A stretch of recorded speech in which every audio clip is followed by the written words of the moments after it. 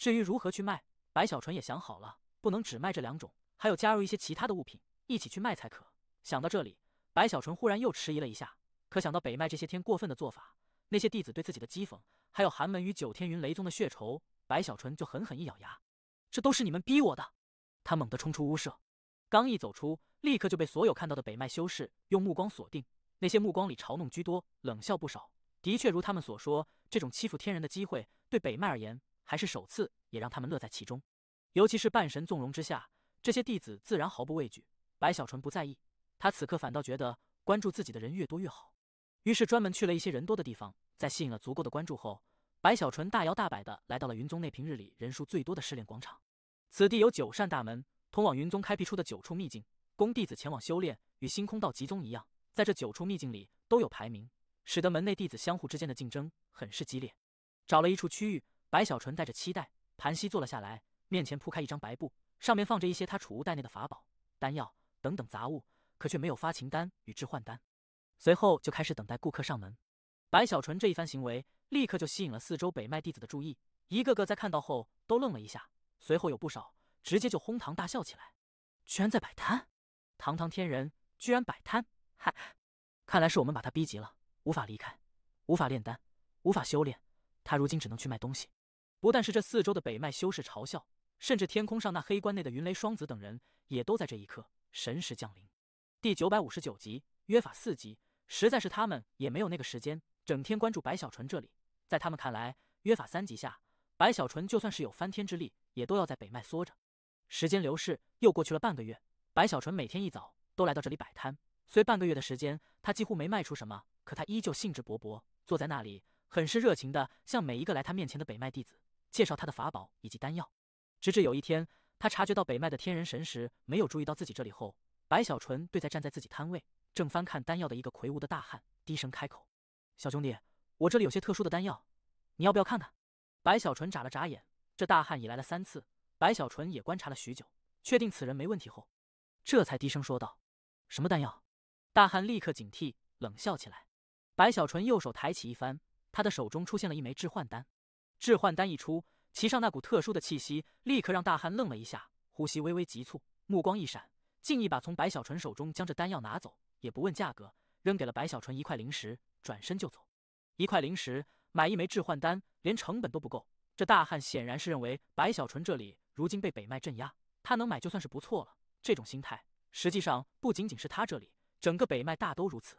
白小纯笑眯眯地将灵石收起，也没在意，继续坐在那里，时而吆喝几声，只要找到机会，就在没人注意的情况下，向着他被他观察过、认为没问题的北麦弟子贩卖发情丹与置换丹。这北麦虽对我敌意满满，可我还是很有道德的，发情丹卖女不卖男，置换丹卖男不卖女。白小纯感慨，他觉得自己最大的缺点就是太善良了。此刻摇头时，他对这面前一个身体很粗壮、满脸横肉的女修低声开口：“有心仪的男修吗？1枚发情丹，帮你塑造美好姻缘。”那满脸横肉的女修狐疑地看着手中的发情丹，那粗大的手指似轻轻一捏就能捏碎，吓得白小纯赶紧阻止，低声说道：“别在这里捏啊，算了，我不卖你了。”白小纯话语一出，那女修赶紧退后，飞速地扔给白小纯1口袋灵石，目中带着激动，转身就跑。白小纯有些傻眼，迟疑了一下后，拿着灵石又在自己卖出的丹药里加上了绝情丹。如此一来，在贩卖时他的介绍又多了一套。听说过我的发情丹吧？不要害怕，我这里有解药，1枚绝情丹，保证你在发情丹下可以不受丝毫影响。我和你说，你们云宗几乎所有强悍的女修都来买过发情丹了，你自己小心啊。这3枚丹药在卖出时，白小纯已经很小心了，选择的买家都是他观察了许久后才卖出的，所以这3种丹药的流入云宗自然不是红红火火、轰轰烈烈，但却说得上是润物细无声般渐渐的在云宗内流传开来。几乎所有买了置换丹之人，往往都在数日后带着某种陶醉与控制不住的激动，再次找到白小纯购买置换丹，而价格也是一次比一次高。不过白小纯每次卖出丹药都会提醒对方一句，告诉一下丹药的后患，这倒也不是他对北麦有妇人之仁，而是身为丹师的德性。我炼丹出问题，是冥冥中存在了我所不知晓的变化，可成品的丹药，我有必要在卖出时告知对方需要注意的事情。白小纯深以为然。至于发情丹也是这般，连带着绝情丹也都水涨船高，在这云宗内暗暗地散了开来。实在是这2种丹药对于修士的吸引太过惊人。发情丹是本能的需求，而致幻丹则是精神上的梦幻。而绝情丹不但能解发情丹，甚至从某种程度上也能解致幻丹，这就让此丹的销量也一样高了起来。除了绝情丹外，其他2种丹药的来历也慢慢的被云宗之人知晓。明明知道那致幻丹如同毒药一般，不是什么好丹，可还是有不少人，要么是不服气，要么就是在尝试之后如上瘾一样偷偷来买。还有几位云宗的丹道大师，更是在察觉了此事后，也通过一些方法弄来了丹药，开始研究。其中一位云宗的丹道泰斗般的大师，名为欧阳德，身为云宗第一丹师，他对于致幻丹与发情丹的了解超出其他人。之前这白小纯来北麦时，我就想亲自研究一下此人的丹药了，如今正是机会。欧阳德冷笑，看着手中的一枚致幻丹，我倒要看看这区区一枚致幻丹到底有什么惊人之处。这欧阳德很是自信，开始研究。只是他用了所有自己掌握的丹药知识，也都无法看出端倪，这就让他很是不甘。想要知道其原理，只能去亲自尝试一下了。欧阳德沉吟许久，凭着他对自己丹道的信心，凭着他也有一枚绝情丹，一旦不妙可以尝试解开。于是他竟将一枚致幻丹吞入口中。在这丹药融化的刹那，欧阳德全身狂颤，身体哆嗦中闭上了眼，整个人好似恍惚起来，手中拿着的解药绝情丹也无意中松开，滚在了地上。直至3天后，他全身汗水浸透全身，慢慢睁开眼睛后，他如同傻了一样，在那里发呆了许久，口中才喃喃地说出了4个字：得道成仙。如欧阳德这样的人，在云宗有很多，几乎绝大多数的云宗弟子，在吃下致幻丹后，都本能的不愿吃解药来放弃那种精神上的荒诞与美好。渐渐的，发情丹卖出的数量都远远不如致幻丹。这致幻丹的出现，似形成了一股正在酝酿的风暴，于云宗急速的扩散。越来越多的弟子，从开始的偷偷来买，直至变成了光明正大的到来。尤其是那位欧阳德，在感受了白小纯的致幻丹后，居然一口气来白小纯这里买了大把，珍藏起来。而白小纯的收获也与日俱增，获得的灵石数量之大，让白小纯也都激动，可以重新的去修炼日月长空诀了。可他也知道，此事只能瞒一时，瞒不了太久，估计很快的，这件事就会引起北麦天人的注意了。实际上也的确是如此，只不过爆发的时间比白小纯预计的还要快了不少。实在是这致幻丹的扩散速度太快了，吃一枚就上瘾。整个过程也就是半个月的时间，云宗弟子几乎有一大半都对致幻丹迷恋无比。而风暴也因弟子太多，总是有那么几个会在不留意下出现意外而爆发开来。有那么几位在吃下致幻丹后，没有控制住脑海里的愉悦与幻想，也没有听从白小纯让他们必须在自己的洞府内吞丹的约定，冲出了洞府，在云宗内四下狂吼：飞呀飞呀飞，我是一只大鸟，哈哈，我终于成为了半神，打我，快来打我！这一幕幕引起了天人的注意。原本只是几个弟子如失心疯一般的事情，可随着北麦天人的调查，最终骇然的发现，短短的半个月时间，云宗居然有大半弟子都吃过致幻丹。此事所引起的震惊与轰动，立刻就让北麦天人升起滔天怒火。他们立刻就下令将这致幻丹列为禁药，但凡有人继续吃致幻丹，将被赶出宗门。这条禁令一出，云宗弟子人心惶惶，也不知谁开的头，居然联合起来去找白小纯。白小纯，你无耻，骗我们吃下致幻丹！没错，这一切都是白小纯的原因。该死的，你把我的灵石还给我！是他让我吃的，若不是他，我根本就不可能去吃这该死的致幻丹。云宗众人有的是因为害怕，有的是后悔这段时间花出的灵石，种种原因使得他们立刻就将矛头对准了白小纯。此刻浩浩荡荡杀向白小纯那里，而北麦的几个天人此刻也都怒火填膺，云雷双子、冯尘等人直接就降临云宗。白小纯，你触犯约定，找死不成？冯尘低吼。轰鸣间，白小纯所在的居所直接就被众人的神通刹那崩溃。白小纯狼狈的跑了出来，看着四周众人，他也怒了。我触犯约定？冯尘，你告诉我，约法3级中，我白小纯触犯了哪一条？我离开云宗半步了吗？我炼丹了吗？我牺牲你北麦的天地灵力了吗？我触犯了哪一条约定？来来来，你告诉我！白小纯理直气壮，声音也如雷霆般咆哮，实在是他心底也憋屈得很。此刻抓住机会大吼起来。你冯尘一指白小纯，想要开口，可却憋在那里，半晌说不出话语。实在是白小纯所说的的确是那样。约法3级里没规定白小纯不能卖丹药。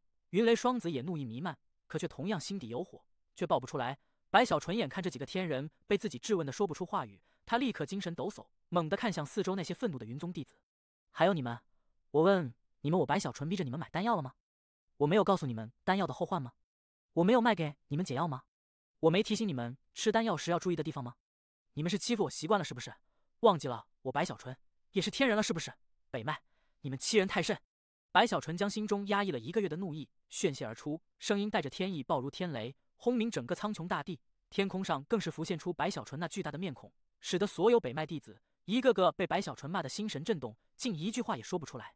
就在这僵持时，忽然的，苍穹上那水晶棺椁内传出了那半神少年冰冷中带着不容置疑的声音：从现在开始，不是约法3级，而是约法4级，不允许你在北脉贩卖任何物品，如有违反，镇压雷牢。第960集，我还可以种花。半神老祖话语一出，更有一股无上之力在这苍穹散开，直接就将白小纯的意志面孔猛地驱除，使得白小纯这里闷哼一声，倒退数步，气势一下子就荡然无存。白小纯气息不稳，猛地抬头看向天空上的水晶棺椁，而随着半神老祖的话语，冯晨与云雷双子等人纷纷看向白小纯时轻笑起来。四周的那些北脉的弟子也都一个个松了口气，之前他们被白小纯压制的有些心颤，此刻半神老祖一句话驱散了白小纯的气息，使得他们纷纷恢复过来，看向白小纯时都带着厌恶之意。哪怕他们回过头，依旧还是忍不住会偷偷吃下致幻丹，可如今在天人与半神的意志前，他们表露出的是对白小纯的深恶痛绝。到了我们北脉，你是天人又如何？这是此刻浮现在大多数人心中的意识，而此事也随着约法3级变成了4级，算是告一段落。白小纯这里依旧被限制在云宗，不可外出丝毫，如今又不能继续卖丹药，使得他心中很是不舒服。他奶奶的，早晚有一天，我要让北脉在我面前小心翼翼。白小纯越想越来气，不由得开始琢磨女婴所说的世界之宝。他原本还有些迟疑，可如今这迟疑已经消散了大半，只是他心中还是发愁，虽之前卖丹药换来的大量灵石，使得他短时间在修炼上能勉强支撑一下，可也坚持不了太久。白小纯琢磨着在想的法子，既不违反这约法4级，又可修炼，但直至又过去了10多天，白小纯想了许久，也没想到破局的办法。就在这时，女婴第3次苏醒了。随着白小纯脑海里传来女婴悠悠的声音，正在修炼日月长空诀的白小纯精神一振：“你考虑的怎么样了？”白小纯闻言深吸口气，沉默了半晌后，他狠狠一咬牙，在脑海里传出意识：“首先，这件事情太突然，平白的给我如此造化，成为你的主人，此事我很难相信，我很怀疑你别有目的。鉴于你的来历，所以我才勉强相信。其次，你一直都没有说天尊当年为何要杀你。再有，灵犀老祖敬你为真灵，灵犀的使命就是为了保护你，可我不是，我的使命是保护逆河宗，保护亲朋，保护自己。所以，不管你是不是真有其他目的，都不要用在我的身上，否则的话，对你来说，你将因此惹上天大的麻烦。对我而言，也会麻烦的同时，也让灵犀宗这上万年的守护成为一场荒诞的笑话。”白小纯传出的意识带着一股决然之意，可实际上在他看来，自己这是在吓唬对方。根本上说，白小纯对此事心里没底，可又忍不住心动。于是这番话语既是告诉对方自己已经怀疑，同时也动之以情，是白小纯琢磨了许久才总结出的一番话。女婴沉默半晌后缓缓开口：“对我而言，麻烦何在？知道我的真正师尊是谁吗？”白小纯精神一振，他早就猜到对方或许会这么问，于是当然要将他的恐吓威慑进行到底了，立刻问道：“女婴一愣：“守灵人。”白小纯一字一顿说道。他话语一出，就感觉到女婴猛地震动起来。这消息对他来说太过惊天，可还没等他开口，白小纯再次悠悠说道：“知道我的弟子是谁吗？这一代明皇。”没等女婴回答，白小纯直接告诉了他答案。这个答案让本就不平静的女婴内心再次掀起强烈的波动。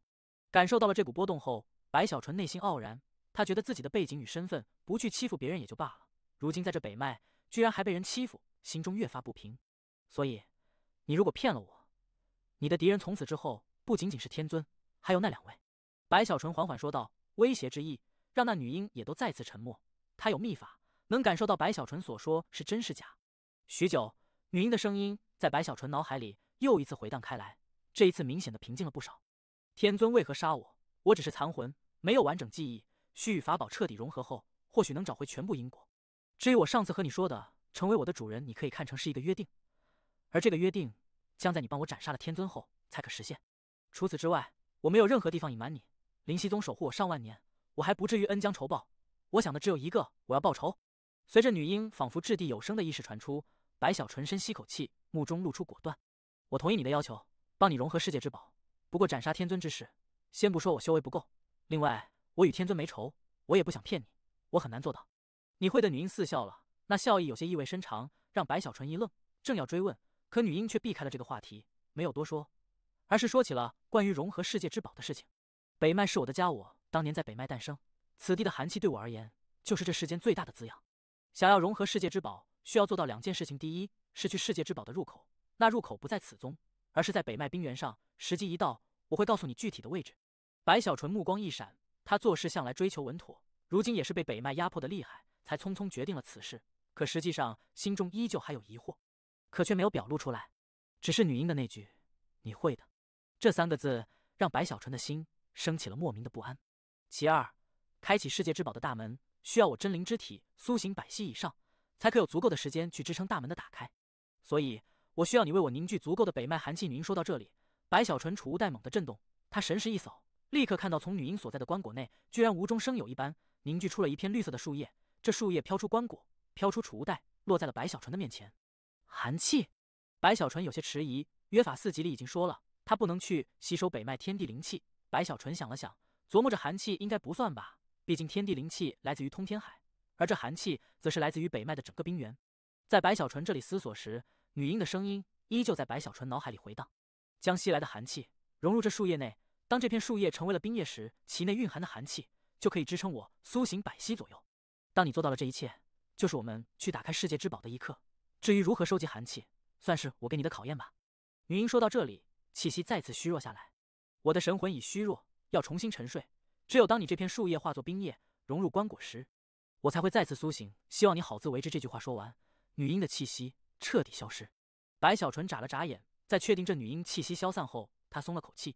之前的一切，他是以恐吓为主，实在是他也不想与这女婴因这件事情出现可能的局域。的确如他所说，这对他、对逆和宗都不是好事。白小纯看着手中的树叶了，不再去考虑女婴的事情，毕竟所有的事情都要等这叶子成为冰叶后才会进行。这叶子怎么吸收寒气啊？白小纯低头看了看脚下的地面，云宗是建立在一片浩瀚的白云上，这白云内同样凝聚了寒气。白小纯想了想，把这叶片放在了地面，看了半天也不见它吸收寒气，这就让白小纯皱眉了。如果没有那约法4集，他有太多的办法，可现在的话，这件事情就有些不好办了。许久，白小纯叹了口气，正要将这树叶放入储物袋内，可忽然的，他眼睛直了一下，盯着自己储物袋内放着的一粒种子。月亮花，我可以把这片叶子嫁接在上面啊！白小纯双目猛地一亮，这在古州上发现的月亮花，白小纯之前曾研究过，得到的结论是此花在生长时会吸收4周寒气。约法4集里没有不让我种花呀！白小纯立刻激动了。第961集，疯狂月亮花，古咒与鬼母都是来自天外，这朵花显然也是来自天外。白小纯一拍储物袋，手中出现了月亮花的种子。盯着这种子看了半晌，白小纯在脑海里将自己的计划重新思索了一遍，眼睛越来越亮。哈哈，天无绝人之路啊！白小纯振奋中有些激动，他尤其觉得得意的是约法4集里的确没有要求他不能种花。想到这里，白小纯立刻兴致勃勃地走出房间，四下打量，想要找个种花的地方。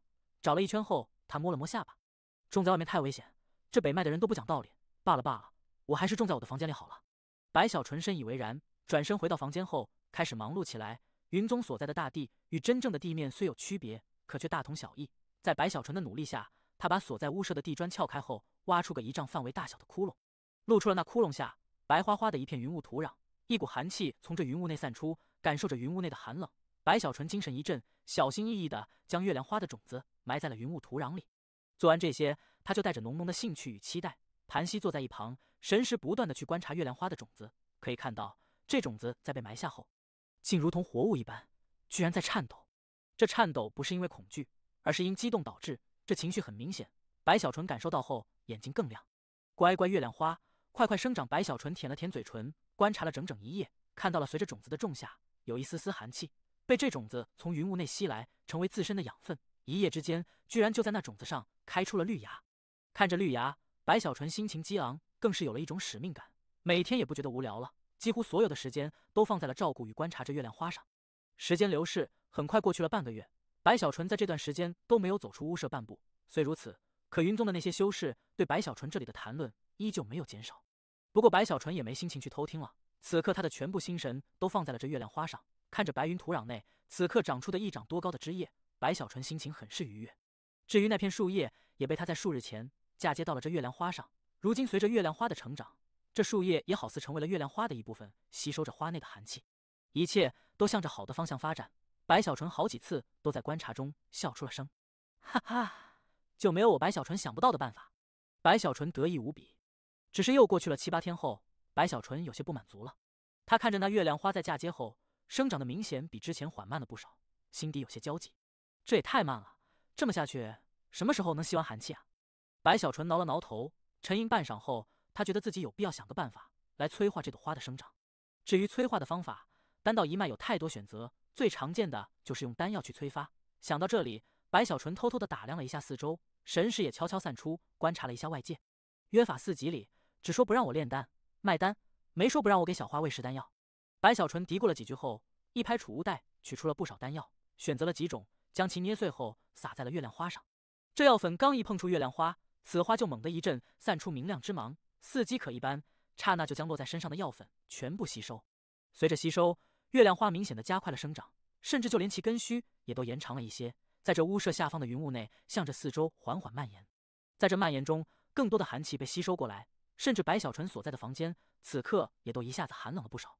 白小纯眼睛更亮，这一幕让他有了信心，立刻就又取出不少丹药。开始的时候，他还是会选择一下去捏碎，可到了最后，眼看那月亮花好似一个无底洞般，不断的吸收后越发的生长，其根须更是扩散方圆100丈。白小纯立刻信心百倍，捏碎的丹药也越来越多，种类同样如此。这是生婚不忌啊，果然是个宝贝花。白小纯兴致极高，短短的3天时间，他给这朵花喂食的丹药足有上百枚，而这月亮花也不负所望，竟从之前的2掌大小成长到了足有小半丈高。手臂粗细的叶茎以及8掌大小的枝叶，还有手端一个垂下来的花骨朵，都无不说明这朵花的成长在白小纯的努力下已经突飞猛进。而那片嫁接在其上的树叶，此刻也都出现了几条冰一般的细丝。这一幕让白小纯越发振奋，尤其是他看到这月亮花的根须如今已经蔓延了500多丈后，他的笑容更加灿烂，从储物袋内拿出的丹药也越来越多。至于种花对北脉的影响，如果是在逆河宗或者星空道极宗，白小纯还会顾虑，可在这北脉，他没有任何压力，他只记住一点，我没违反约法4集。白小纯理直气壮，不断的捏碎丹药，喂食月亮花，专注的时光总是过得很快，转眼过去了半个月，这月亮花的成长已经到了一种让白小纯也都会心惊肉跳的程度。他的屋舍已经彻底的被这月亮花占据了，看着眼前这粗壮无比的月亮花，白小纯也都吸了口气。他隐隐觉得这朵花似乎在自己的照顾之下有些不一样了。更让白小纯惊奇的是，他在这朵花上居然感受到了一丝意识的存在，对自己很亲切的感觉。尤其是白小纯抬手触摸时，这朵花会微微震动，似很舒服的样子。这就让白小纯眼睛一亮，有意识，听话，不能再生长了，不然这房子就装不下你了。我在这北脉不容易啊，只能限制你生长，一旦你撑破了这房子，咱俩都要倒霉。白小纯向着月亮花严肃地说了几句，又取出不少丹药扔了过去。现在他已经不需要捏碎丹药了，完整的丹药一扔出，立刻就被月亮花的叶片直接卷住，瞬间吸收。似听懂了白小纯的话语，在之后的日子里，这月亮花于房间内没有继续生长，可其根须却是在这短时间里疯狂的蔓延，如今已扩散云宗大地。且这月亮花不是通天世界之物，有其特殊之处，如此生长竟没有被人提前察觉，似其自身有一定的隐匿方法。只是在它生长时需要大量的寒气，所以在这段时间里，云宗的修士渐渐也有人察觉到了不对劲。首先是常年弥漫在云宗的寒气，在这半个月里居然少了很多，甚至有些地方因寒气的减少，一些冰雪都开始了融化。这奇异的一幕随着出现，立刻就引起了北脉天人的关注。白小纯时刻观察外界，眼看如此，也暗道不妙，立刻摸着月亮花，急速开口：“花花，咱们时间不多了，这么下去早晚要出事，出事也就罢了，可不能耽误咱们的大计啊！你能不能快点生长一下，把寒气都送到那片树叶里去？”白小纯话语一出，这月亮花猛地一震，传出微弱的意识后，白小纯立刻明悟，目中露出果断，直接从储物袋内取出大量丹药，同时扔出。月亮花所有叶子全部舒展，将这些丹药都卷住后，猛地一吸，顿时整个云宗大地直接就传出一声惊天的轰鸣。在这轰鸣下，云宗大地上居然生长出了无数绿芽，这些绿芽刚一出现，立刻就疯狂地吸收四周的寒气，开出了一片片如月亮般的小花。与此同时，云宗的寒气也在这一刹那骤然锐减，而云宗的修士也都陆续地看到了开满大地的月亮花，一个个都呆了，不少人直接失声惊呼：云宗居然有植被，这是什么花啊？天啊，我从来没听说，我北脉云宗上居然能有植被生长北脉的草木，不都是在特定区域存在吗？短暂的惊呼之后，则是更为惊人的哗然声，在这云宗大地蓦然回荡。好热哦，我居然出汗了。不对，我们云宗的寒气怎么少了这么多？天哪，你们看那个冰屋，它居然融化了。随着寒气的大幅锐减，整个云宗立刻冰雪融化，甚至就连拖着白云的那北脉招牌般的巨大冰雕，此刻也都好似出汗一般，有冰水滴落。这一幕立刻就轰动了整个北脉，云雷子等人也都急速飞出，一个个神色内带着无法置信，更觉得不可思议，直奔云宗大地。可就在他们降临而来的刹那，因寒气的大范围减少，一座座云宗的冰阁轰然坍塌。这还不算什么，让所有人都傻眼的是那拖着白云大地的冰雕，其手掌中的大拇指可以看到里面不知什么时候已经有根须钻入，随着吸收，这庞大无比的大拇指居然彻底融化，成为了冰水，漫天洒落。轰鸣中，白云大地倾斜了一些，上面的所有修士纷纷傻眼，来临的北脉天人也都看着那大拇指融化后洒落的冰水，目瞪口呆。我没看错吧？我北脉的门面，我北脉的战神冰雕，他的大拇指没了。云雷子喃喃低语，不确定的对身边的冯尘傻傻的开口。第962集，压起来！云宗大地轰鸣，一处处冰屋坍塌，更有大量的冰水从这云层内洒落大地。上面所有的北脉弟子一个个都呼吸急促，更有不少飞出后看着那失去了大拇指的战神冰雕，全部傻眼。短暂的寂静之后，比之前还要强烈的喧嚷声蓦然爆发。怎么会这样？这是什么植物？天啊！我北脉到底怎么了？这段时间怎么连续出现如此事情？先是置换丹，然后是战神都掉了手指。就在这哗然不断传出时，云雷子与冯尘等人此刻已经身体颤抖，神色变化，一个个目中露出疯狂，更有无法压制的愤怒滔天爆发。白小纯，一定是你！白小纯！怒吼惊天动地，云雷子与身边的天人此刻彻底暴怒，在这咆哮中直奔白小纯的屋舍急速冲杀过去。不但是他们如此，四周那些云宗修士在听到了天人的怒吼后，也都一个个目中露出狰狞，齐齐看向白小纯所在的区域。该死的，一定是白小纯干的！这就是个祸害啊！祸害了我们云宗弟子也就罢了，他居然还祸害了我们云宗的战神雕像！杀了白小纯！在这众人咆哮、天人杀来的同时，白小纯在其屋舍内，此刻呼吸透着紧张焦急，看着眼前的月亮花，在吸收了外界惊人的寒气后，那些寒气随即涌入他嫁接上去的树叶内，使得这片树叶瞬间就有近乎70%区域直接成为了寒冰。可以想象，若给白小纯足够的时间，他可以很快做到女婴的要求，让这片树叶彻底成为冰叶。可现在却来不及了，外界的咆哮与呼啸声让白小纯心头狂颤，他一把将那树叶取下收好，同时立刻向着月亮花传出意识：快变回种子！这月亮花不用白小纯开口，也已察觉到了生死危机，瞬间所有根须枯萎，花朵枯萎，枝干枯萎，似将一切生机都凝聚在了一起，形成了一枚与之前有很大程度不同的种子。白小纯来不及查看，立刻就将这种子收入储物袋内。就在他做完这一切的瞬间，一声惊天轰鸣直接就在他屋舍外蓦然炸开，砰的一声，白小纯的屋舍直接就被一股大力悍然轰开。四分五裂中，白小纯有些狼狈的倒退，急速躲避后，他看到的是这四周无数杀气腾腾的云宗弟子，还有就是云雷子与冯尘等人，那好似要生吞了自己的嗜血疯狂的目光。白小纯，你找死！云雷子狂吼，随着白小纯屋舍的崩溃，他也看到了地面上那巨大的窟窿以及四周枯萎的月亮花。脉置换丹之事没杀你，你居然还敢动我北脉根基！白小纯，今天你一定要死！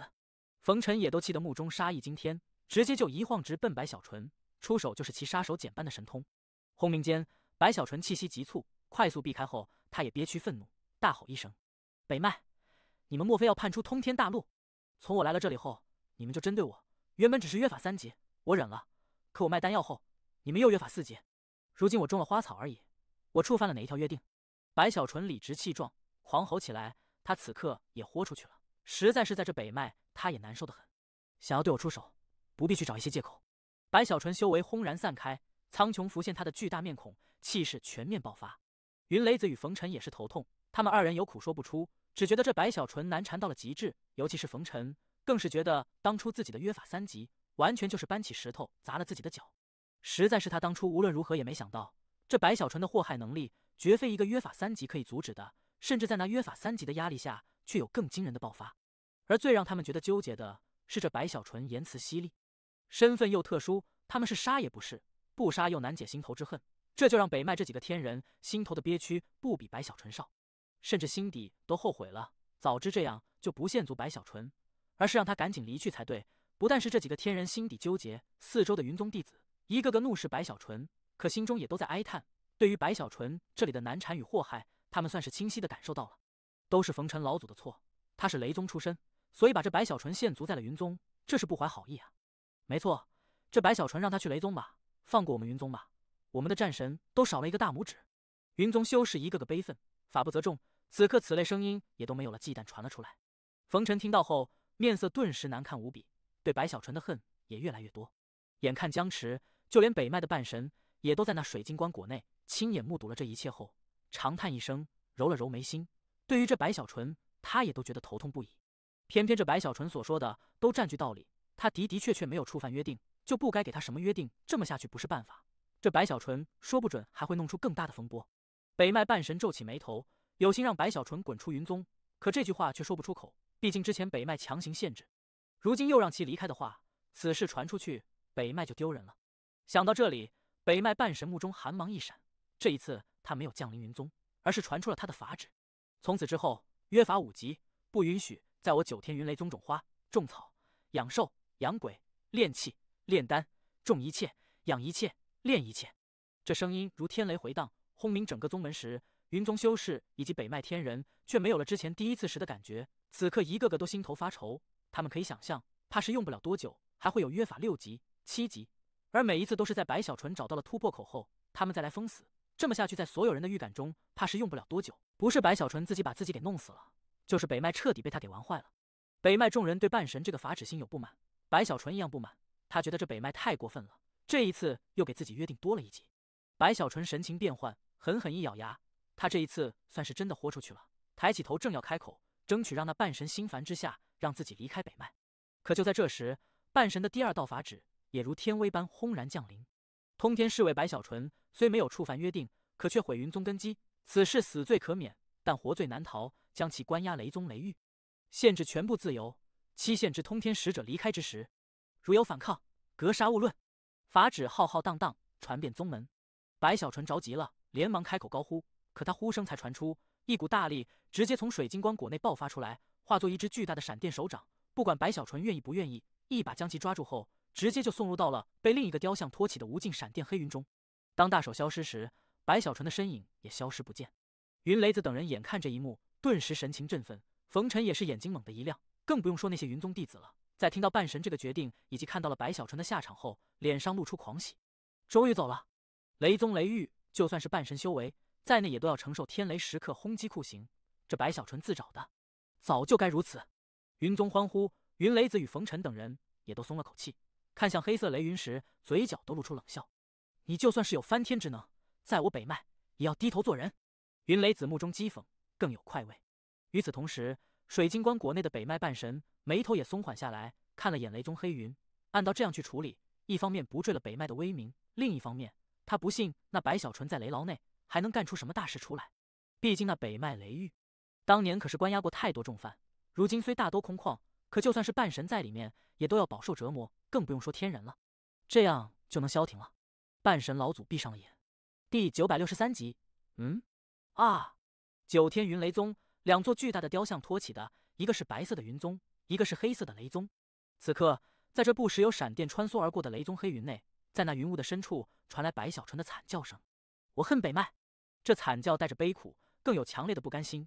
可无论白小纯怎么叫喊，也都传不出去。他在这雷狱内已经被关押了3天，3天里，白小纯也都绝望了。他所在的黑云深处，四周有无数禁制，这禁制封印了8方，使得他能活动的范围不到10丈大小。只要他一离开这10丈范围，顿时就从四周降临无数闪电。那闪电看起来就惊人，一道道足有手臂粗细，蕴含着灭绝之意，吓得白小纯面色都发白了。欺人太甚啊！白小纯此刻哆嗦地坐在雷狱内，看着四周的黑云中，时而有一道道闪电呼啸而过。在这叫天天不应，叫地地不灵的困境里，白小纯只觉得自己这一辈子最倒霉的时候就是现在了。太过分了！约法3级，约法4级，约法5级，这也就罢了，居然还把我关起来了。白小纯有种要抓狂的感觉，他尝试了很多办法，也都于事无补，根本就无法离开这里。最让他觉得无奈的是，每隔几个时辰都会有大量的闪电从四周呼啸而来，直接穿梭着10丈禁制，向着他不断轰击。那闪电之多，看起来就惊天动地，吓得白小纯只能修为扩散去抵抗。可在这里雷狱内，天地灵力被隔绝，白小纯已经看出来了，怕是用不了多久，当自己灵力枯竭时，就再也无法阻挡闪电的到来。这可怎么办？白小纯愁眉苦脸，越想越是憋屈，最终长叹一声，只能希望杜灵飞尽快完成任务，自己也能早点离开。北麦，我记住你们了，给我等着，等我成为半神，我一定要报仇！白小纯咬牙，向着四周大吼一声。可他这吼声刚发出，一声嗤笑从一旁的黑云内转了出来。成为半神？你就算成为了半神，也报不了仇。谁？白小纯一愣，猛地看去，他在这里3天了，神识虽被限制，可他的敏锐依旧在，从来没发现自己身边居然还有其他人。此刻警惕中，随着看去，白小纯目光所在之处，那片云雾竟自行的翻滚，慢慢稀薄后，露出了在距离白小纯这里约莫100多丈外的一处区域。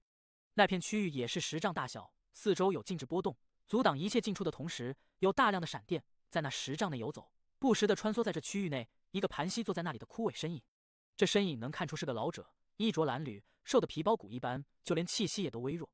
而每一次闪电从其身体内穿梭时，他的身躯都会颤抖几下，可神色却一点都不变。显然长久的折磨虽无法免除他身体的痛苦，但他的意识早就已经习惯了那种闪电尸体的痛苦。此刻他右手抬起，似在拨弄，似乎这10丈静止也无法阻止他的意志，能去简单的操控四周的雾气翻滚。而随着白小纯目光所看清晰，那老者也缓缓抬起头，其目光竟也如闪电一般。白小纯只是看了一眼，就立刻双目刺痛，吸了口气。小家伙，老夫就是半神，不也一样被镇压在这里吗？所以你要发誓的话，我劝你还是给自己定一个更高的目标为好，比如成为天尊。老者咧嘴一笑，在那闪电的映照下，露出了一口枯黄的牙齿，配合其森森目光，让白小纯心头一颤。老夫在这里被镇压了太多岁月了，从此地都是被镇压者，一直到如今所剩无几。说起来，已经好久没看到新人了。来来来，小家伙，你会跳舞吗？给老夫扭一个妖娆的舞姿来解解闷。若是老夫看得高兴了，说不定传你一些秘法，可以让你在这里少承受一些雷霆尸体的痛苦。老者目中露出邪异之芒，上下打量了一下白小纯，笑声带着森然与诡异。白小纯刚开始吓了一跳，此刻恢复过来，意识到此人与自己一样，都是被关押在这里后，胆子也大了起来，眼睛一瞪：“闭嘴，老家伙！你白爷当年可是干过狱卒的人，你这样的老犯，不知道被我收拾了多少个。”白小纯冷哼一声，抬起下巴：“我就喜欢你这样倔强的小马了，哈哈！记得你所在的牢狱，在3000年前也关押过一匹小马，可惜啊，只是1个月就哭着喊着在我面前各种扭动，只为了让老夫传授他一些秘法。我等你哦。”老者哈哈一笑，显然是白小纯的到来让他觉得生活一下子有了色彩。白小纯心中正烦，这老者的目光与笑声又让他厌恶，瞪了几眼后就没再去理会，而是坐在那里琢磨着，或许不用等杜灵飞完成任务，只要杜灵飞回来，自己说不定也有办法离开这里。时间流逝，1个时辰后，忽然的，这四周云雾内的闪电一下子多了起来，从四周呼啸临近，如同一片闪电风暴。白小纯面色一变，这样的闪电风暴，他每天都要经历好几次。此刻修为顿时运转，形成防护的刹那，四周无数闪电就穿梭进至，轰鸣而来。白小纯修为扩散，全力阻挡中，看着四周那无数的闪电，心惊肉跳。这些闪电内蕴含的毁灭之力，一道不算什么，可白小纯粗略一算，这四周至少数10万道，这就让他头皮发麻。不但是他这里承受闪电之力，一旁的老者也是这般，在那闪电中，他全身颤抖，可神色却丝毫不动，反倒不怀好意地看向白小纯：“你现在还有灵力，能去抵抗，不过再过去10天，你的灵力就没了，到时候你就知道滋味了。”这闪电之力刚开始还不算什么，可累积之后形成的折磨，堪称天地酷刑。老者全身哆嗦，声音却没有丝毫颤抖，悠悠回荡：“知道我最喜欢听什么？我最喜欢听的就是其他人在这闪电下发出了各种惨叫。”闭上眼睛后，那声音美妙无比。老者舔着嘴唇，看向白小纯时，目中邪芒更浓。白小纯没心情去理会老者，心惊肉跳地看着四周的闪电，在持续了半个时辰后慢慢消失，而他的灵力也耗费了不少，如今剩下的已不足70%，这就让白小纯面色有些难看了。这么下去不行啊！白小纯满面愁容，看着四周云雾内游走的闪电，冥思苦想，琢磨办法。实在是按照他的计算，最多再过10天，自己的确灵力就枯竭了。他虽自信肉身之力，可一旁的半神都这么凄惨，白小纯实在没有信心与把握能比对方过得好。眨眼之间，很快过去了5天。这5天里，闪电风暴每一次到来，白小纯的灵力都在消耗，而那老者的声音也都絮叨不断，这就让白小纯心烦无比。直至这第6天到来时，白小纯猛地抬头，双眼出现血丝，死死地盯着外面游走的闪电，呼吸也急促了。他想了很多办法，都被自己否定了。此刻在他脑海里只剩下一条路。我记得当初在通天海上，大师兄渡劫时，我曾吞下劫云，那里面都是雷霆闪电，在这闪电内，除了蕴含毁灭之力外，更有生机。之所以如此，估计是我那徒儿在帮我，就是不知道在这里他能否继续帮我。白小纯犹豫良久，终于在又一次的闪电风暴从四周来临时，狠狠一咬牙，尝试一下。白小纯猛地站起身，看着四周呼啸而来的闪电风暴，修为虽散开，可却没有如之前那样全力防护。轰鸣间，四周数十万道闪电形成的风暴，就直接穿梭进至，出现在了白小纯的四周，眼看就要将其淹没。白小纯大吼一声，猛地张开口，向着面前的闪电猛地一吸。这一幕被那老者看到，他愣了一下，随后大声的耻笑起来：“又来了一个想要去吞闪电的，这不是找死吗？老夫当年自称雷祖，身为北脉散修半神，也都不敢去吞这毁灭雷霆。被关在这里的岁月里，看到过啊！”老者笑声刚出，下一瞬他就猛地身体狂颤，眼珠子都差点掉下来。“你姥姥的，你是什么玩意儿变的？”第964集，老弟，我有一套神功。雷祖哪怕是在这闪电风暴下，也都差点跳了起来，一脸无法置信的骇然，指着白小纯惊呼。此刻的白小纯，随着他那一吸，顿时就将10多道闪电刹那间吸入口中，这还是他小心翼翼之下才勉强做到。吸完之后，他立刻修为散开，全力阻挡其他闪电的轰击。而随着闪电被白小纯吞入口中，在白小纯的激动中，他立刻发现这些闪电居然在体内自行的消散，化作了惊人的天地之力，直接就在经脉内游走。10多道闪电，竟堪比他10多天的修炼。白小纯眼睛顿时就亮了，呼吸也都充满强烈的激动，看向四周闪电时，再没有之前的畏惧，而是露出火热。真的可以！白小纯振奋中，再次散开了四周的修为，又吸了一口。这一次他一口气直接吸了上百道闪电，轰鸣而来。远远一看，这些闪电好似一条条光龙，此刻咆哮中，直接就被白小纯吞了下去。他的面色顿时潮红，身体内竟传来咔咔之声，堪比修炼100多天的灵力，瞬间就在他体内直接爆开。轰鸣间，如此多的灵力让白小纯心脏跳动加速的同时，他没有半点迟疑，立刻就修炼日月长空诀。在他的体内，一轮星月正飞速的凝聚出来，而他的修为气息也都在这一瞬明显的比之前强悍了一些。这一切被那老者亲眼目睹后，他整个人都完全傻了，这超出了他的想象。他是北脉土生土长的半神，最强悍的时候自称雷祖，对于闪电雷霆的造诣极深。可就算是这样，他也不敢吞噬雷霆，因为他知道这9天云雷宗的闪电绝非寻常，那是天地意志的投影，蕴含的毁灭之力足以惊天动地。可如今活生生的例子摆在他的面前，这就让老者呼吸都乱了，脑海嗡鸣不断。难道是我想错了？这闪电可以吞噬？老者被关押的时间太久了，又被颠覆了思绪，以至于此刻脑子有些混乱，居然也张开口，向着四周的闪电吸了一下。顿时就有数十道闪电轰隆而来，被他直接吸入后，这老者眼珠子差点要爆开，发出了一声凄厉的惨叫，身体剧烈的哆嗦，更是喷出一大口鲜血，好半晌才勉强的恢复过来。看向白小纯时，他目光幽怨无比，看到的是白小纯此刻正第3次吞噬闪电。这第3次，白小纯一口气吞下了数百道，在那里一脸陶醉的吸收。这明显的反差让老者只觉得心神中掀起滔天大浪，更是有种强烈的不公平，此刻更要抓狂。怎么会这样？这不可能啊！我是半神，我当年可是雷祖老者这里抓狂时，这次的闪电风暴慢慢消散。白小纯吸收完了那数百道闪电，感受着自己体内的日月长空诀第1层，如今已完成了大半。他振奋中舔了舔嘴唇，对于下一次的闪电风暴充满了期待。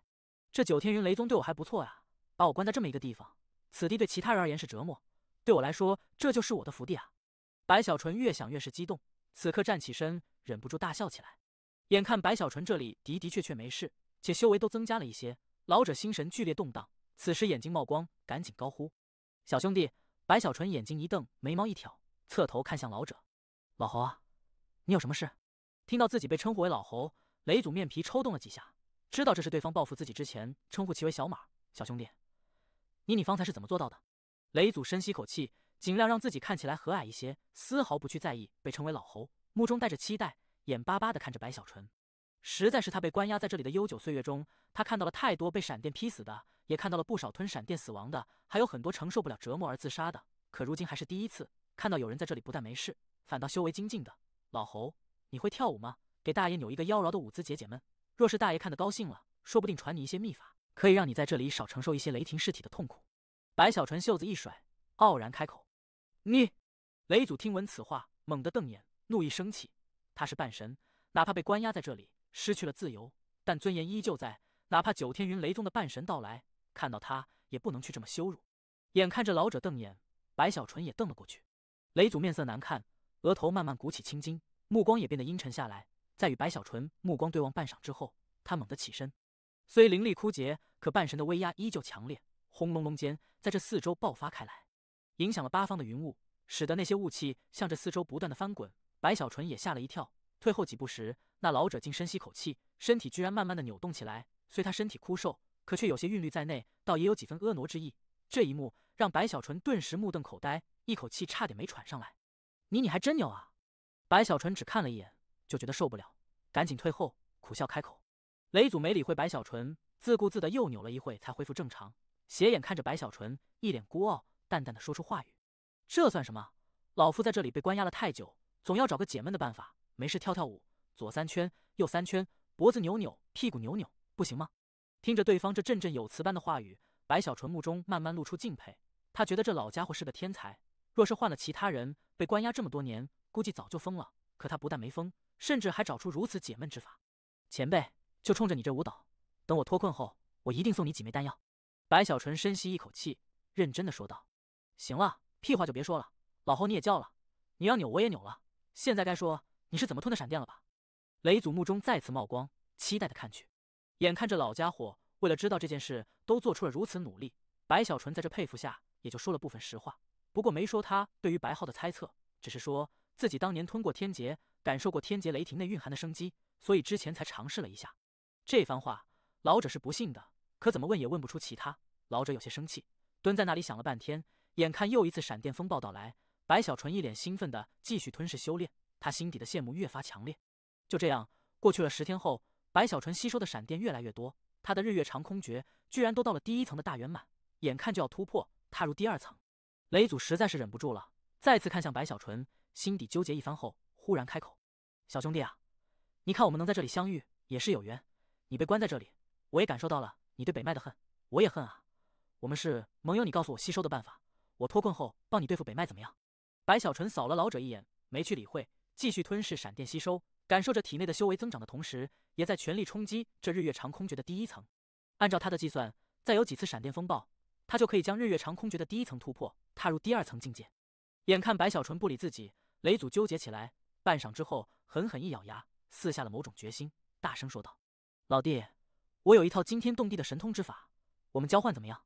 说完，见白小纯这一次连看都不看自己，雷祖着急了：“我这神通很厉害，叫做云雷人祖100变。9天云雷宗也有此秘法，不过是残缺的，修炼会导致神魂分裂，而我有完整的，威力浩瀚。”在他声音传出的刹那，白小纯哪怕在吸收闪电，也都愣了一下，看向老者：“你方才说什么神通？云雷人祖100变？”第965集，别烦我。白小纯有些傻眼，这神通他知道，甚至还亲自对抗过，正是云雷子的杀手锏。尤其是云雷子在双子融合后展现出的云雷人祖第8变化身人祖，使得白小纯不灭地拳首次被正面直接崩溃。当时的一幕，白小纯至今都记忆犹新，甚至这功法他也惦记在心。可惜这是北麦的不传秘法，就算是北麦之修，能有资格接触的也都一只手可数。而眼下这被关押在此地的老头子居然说出了这个功法，尤其是那100变3个字，让白小纯也都吸了口气，眼睛不由得瞪了起来。老侯，你骗谁呢？真以为小爷我没接触过这什么云雷人祖神通啊？雷祖眨了眨眼，丝毫没有被揭穿后的尴尬，他也是打算把名字说得响亮一点，好吸引白小纯的注意。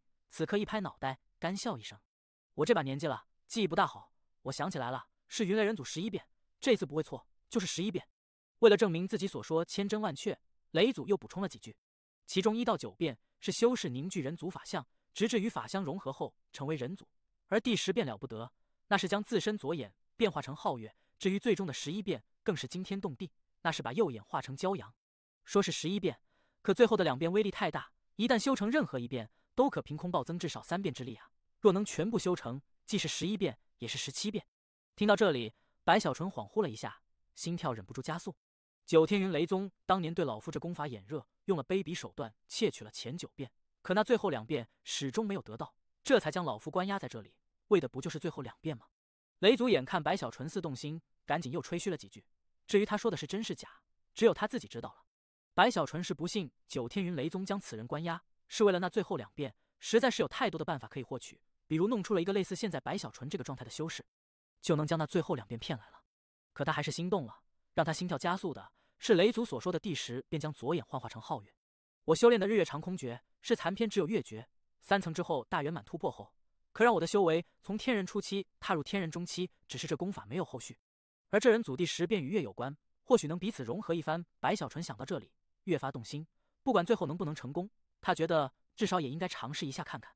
不过白小纯琢磨着自己的心思不能露出，最重要的，在白小纯感觉中，旁边的那个老侯虽被关押在这里很久，脑袋有些不大好，可毕竟是半神强者，想要从他手中得到功法，必然要付出很大的代价，且稍微一个不谨慎，功法存在问题，以自己的修为，怕是也看不出端倪来。且那吞雷之法，白小纯自己都不知道是什么功法，又怎么去给对方？要引导这老侯不要功法，只要天地之力才可。白小纯若有所思，吞雷之法他给不了，可如果这闪电在他体内游走一圈后，变成可以被老侯吸收的天地之力，那么白小纯就有很大的把握换来功法。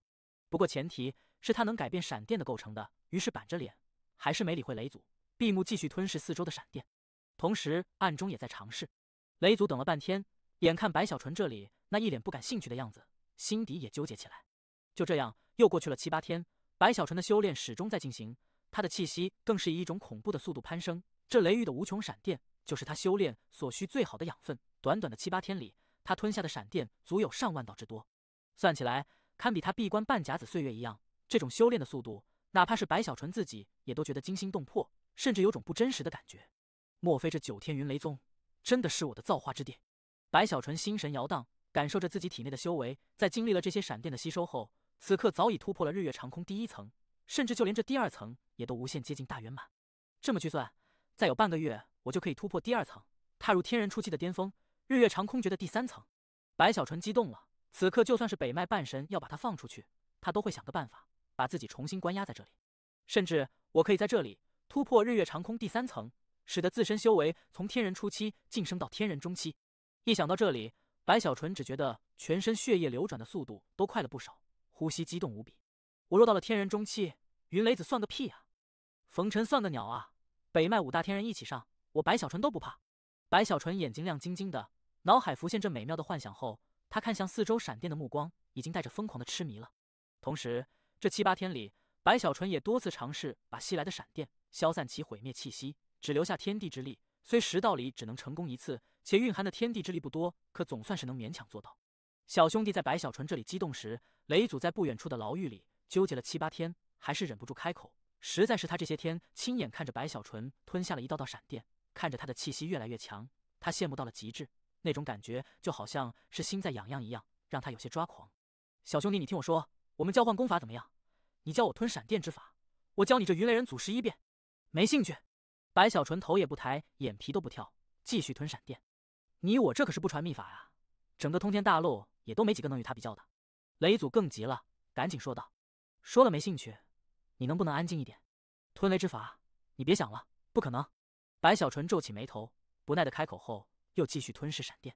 雷祖心中已经开始骂娘了，打定主意，功法上自己要做些手脚，定要让此人看不出来的情况下，修炼到了一定程度，出现身体分裂的不可逆的情况，可表面上却只能强挤出笑容，念头急速转动。他算是看出来了，不是对方对自己这功法没兴趣，而是对于那吞闪电之法很看重，不可能与自己交换。而他也着实没什么能交换之物了。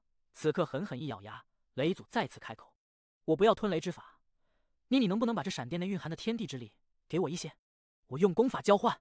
白小纯顿时心动，可表面上还是装出没兴趣的样子，毫不理会。直至雷祖那里又墨迹了几句后，白小纯这才抬头，右手很随意的一挥，顿时一道被他吸入口中的闪电在其体内游走一圈后，消散了毁灭之意，顺着其右手直接就飞腾而出。你那神通我虽有点兴趣，可却没时间修炼，你要的不就是可被吸收的雷霆吗？给你一道，给我闭嘴，安静点，别来打扰我。白小纯傲睨间如施舍般不耐烦地说道。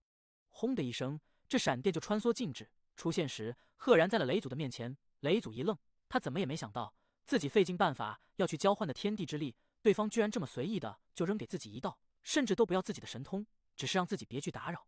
来不及多想，雷祖的眼力立刻就看出了这闪电的不同，他猛地一吸，顿时这闪电就被他吸入体内，瞬间雷祖身躯传来咔咔之声，他那干枯的身体竟出现了一些光泽。虽这闪电内蕴含的天地之力很少，可对于已经万年没有体验过有天地之力在体内流转感觉的雷祖而言，这灵力的美妙让他不由得激动的颤抖了。小兄弟，至于如何去卖，白小纯也想好了，不能只卖这2种，还有加入一些其他的物品一起去卖才可。想到这里，白小纯忽然又迟疑了一下，可想到北麦这些天过分的做法，那些弟子对自己的讥讽，还有寒门与9天云雷宗的血仇，白小纯就狠狠一咬牙，这都是你们逼我的！他猛地冲出屋舍，刚一走出，立刻就被所有看到的北麦修士